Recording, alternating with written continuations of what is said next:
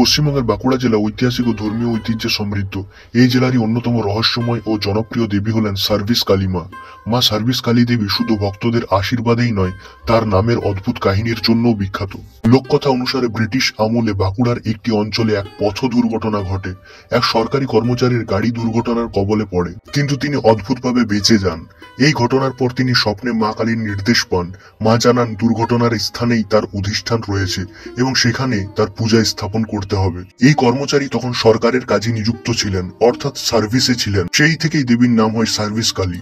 পরবর্তীতে এখানে একটি মন্দির প্রতিষ্ঠা করা হয়। মা সার্ভিস কালী মন্দিরটি বাঁকুড়ার অন্যতম প্রধান তীর্থস্থান। মন্দিরটি বড় না হলেও এখানে ভক্তদের ঢল লেগে থাকে। মা সার্ভিস কালী বিশেষত কর্মক্ষেত্রে সাফল্য ও বিপদ থেকে রক্ষার দেবী হিসেবে পূজিত হন। চাকরি প্রার্থীরা এখানে এসে পুজো দিয়ে মার কাছে আশীর্বাদ প্রার্থনা করেন। তাদের বিশ্বাস মা কালী কর্মজীবনে সাফল্য ও সমৃদ্ধ দান করেন।